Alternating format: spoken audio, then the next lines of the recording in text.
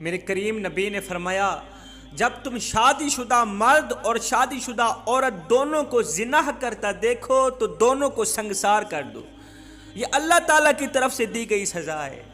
میرے کریم نبی نے فرمایا جب ایک شادی شدہ مرد اور عورت دونوں زنا کرتے ہیں نا تو ساتوں آسمان اور ساتوں زمینیں ان دونوں پر لعنت کرتی ہیں۔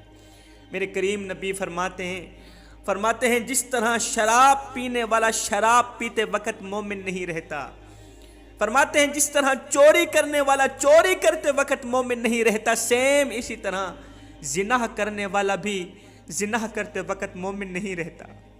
اے نوجوان، زندگی میں کبھی بھول کر کے بھی کسی کی بہن یا بیٹی کی عزت کا دشمن نہ بننا، کسی کی بہن یا بیٹی کی عزت کا دشمن نہ بننا۔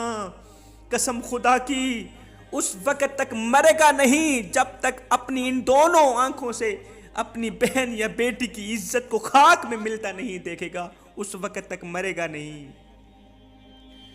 ایک شخص ایک عورت کو اس کی مرضی سے اس کے گھر سے بھگا کر لے گیا، سفر طے کرنے کی غرض سے اس عورت کے کہنے پر انہی کے گھر سے ایک گھوڑی بھی لے گیا۔ گھوڑی بھاگتی چلی جا رہی ہے، سفر طے ہو رہا ہے، عورت ساتھ میں ہے۔ آگے ایک ندی آئی، بجائے ندی پار کرنے کے گھوڑی پانی کے اندر بیٹھ گئی۔ ندی آئی نا پانی کی، بجائے پار کرنے کے گزرنے کے وہ گھوڑی پانی کے اندر بیٹھ گئی۔ یہ شخص حیران ہوا، عورت سے پوچھنے لگا کہ آپ کی گھوڑی پانی میں کیوں بیٹھ گئی ہے؟ اس عورت نے کہا اس گھوڑی کی ماں بھی بیٹھ جایا کرتی تھی، یہ گھوڑی پانی میں اس لیے بیٹھی ہے، اس گھوڑی کی ماں بھی بیٹھ جایا کرتی تھی۔ یہ سن کر اس شخص نے بڑی ہی عقل مندی سے فیصلہ لیتے ہوئے اس عورت کو گھوڑی سمیت اس کے گھر واپس چھوڑ کر آیا، یہ کہتے ہوئے چھوڑ کر آیا کہ میں نہیں چاہتا کہ کل میری بیٹی بھی آپ کی طرح ہو، میں نہیں چاہتا کل تیری بیٹی بھی تجھے دکھ دے، تکلیف دے، تجھے چھوڑ کر کسی اور کے پیچھے بھاگ جائے، میں ہرگز نہیں چاہتا، اس لیے کہ جیسا کرو گے ویسا بھرو گے۔ جس طرح تو بھاگ کے جا رہی ہے، والدین کی عزت کی دھچیاں اڑاتے ہوئے جا رہی ہے، میں نہیں چاہتا کل میری بیٹی بھی میری عزت کو خاک میں ملا دے۔ جوانوں، زنا ایک قرض ہے، اس وقت تک مرو گے نہیں جب تک اپنی بہن یا بیٹی کو اس دلدل میں پھنستے ہوئے نہیں دیکھو گے۔ میرے کریم نبی کے پاس ایک شخص آیا، کہنے لگا آقا مجھے زنا کرنے کی اجازت دیجیے، زنا کرنے کی اجازت دیجیے۔ دیگر صحابہ بیٹھے ہوئے تھے، صحابہ نے اسے ڈانٹنا شروع کر دیا، آنکھیں دکھانا شروع کر دیا، کس طرح کی باتیں کر رہا ہے۔ میرے کریم نبی نے فرمایا اس کو آگے آنے دو۔ وہ نوجوان آگے گیا، میرے کریم نبی کے ساتھ بیٹھ گیا۔ میرے کریم نبی نے فرمایا اب بولو کیا کہنا چاہتے ہو؟ کہا آقا مجھے زنا کرنے کی اجازت دیجیے۔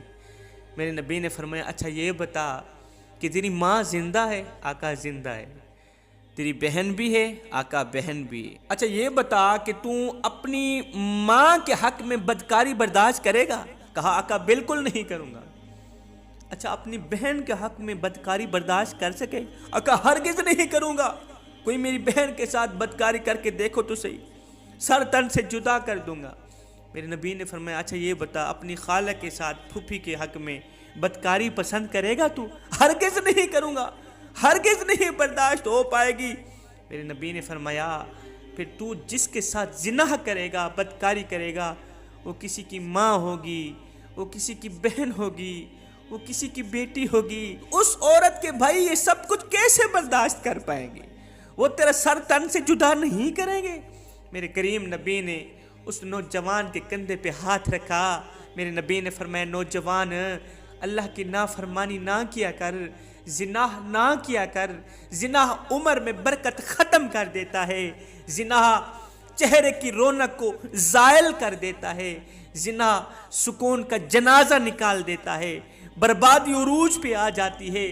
میرے نبی نے دونوں ہاتھ اٹھائے، فرمایا او میرے کریم رب اس نوجوان کی شرمگاہ کی حفاظت فرما۔ صحابہ کرام فرماتے ہیں اب وہ نوجوان اٹھ کے چلا گیا، اس نے پکی توبہ کی، اس کے بعد اس نے کبھی بھی زنا نہیں کیا تھا، اس کے بعد اس نوجوان نے کبھی بھی کوئی بھی گناہ نہیں کیا تھا، ایسا کام نہیں کیا تھا جو اللہ کو ناپسند ہو، اس کے رسول کو ناپسند ہو۔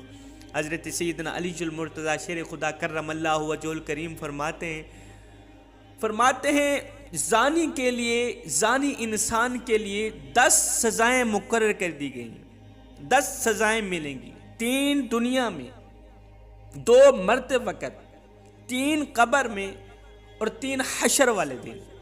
10 سزائیں ہیں زانی انسان کے لیے۔ پوچھا گیا یا علی وہ 10 سزائیں کون کون سی ہیں؟ میرے نبی نے فرمایا دنیا میں پہلی سزا تو اسے یہ ملے گی کہ اس کی عمر میں برکت ختم کر دی جائے گی۔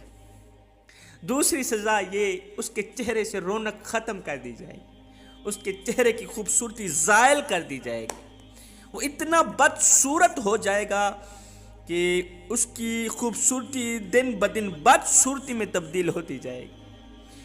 تیسری سزا یہ ہوگی کہ ٹینشن اسے گھیر لیں گی، پریشانیاں اسے گھیر لیں گی، وہ طرح طرح کی بیماریوں میں مبتلا ہو جائے گا۔ وہ بیماریاں اس کے لیے آزمائش نہیں ہوں گی، اس کے لیے سزائیں ہوں گی۔ اور مرتے وقت کی 2 سزائیں یہ ہوں گی کہ کلمہ نہ پڑھنے کا خدشہ ہے، ایمان پر نہ مرنے کا خدشہ ہے، اس کی روح حلق سے اٹک جائے گی، آدھی اندر آدھی باہر۔ اب وہ کوشش کرے گا کہ روح باہر نکل جائے لیکن نہیں نکلے گی، اس کی شرمگاہ کو آگ لگی ہوئی ہوگی، روح آدھی اندر آدھی باہر حلق میں اٹکی ہوئی ہے، اس کی شرمگاہ کو آگ لگی ہوئی ہوگی۔ وہ کہے گا 7 سمندر کا پانی اکٹھا کرو، میری شرمگاہ میں پھینک دے جاؤ، یہ آگ تو بجھا دو، لیکن نہیں بجھے گی۔ اور قبر کے اندر کی 3 سزائیں یہ ہوں گی۔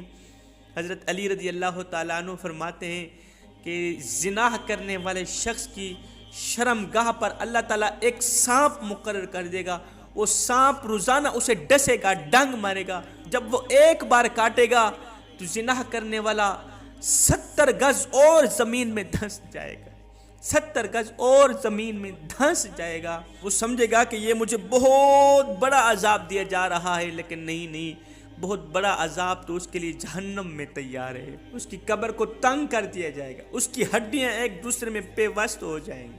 اور زنا کرتے وقت جب وہ کسی غیر محرم عورت کو دیکھتا تھا، زانیہ عورت کو ان آنکھوں سے دیکھتا تھا نا، ان آنکھوں کو قبر کی مٹی کھا جائے گی، کیڑے کھائیں گے، مکوڑے کھائیں گے۔ یہ 3 سزائیں قبر میں۔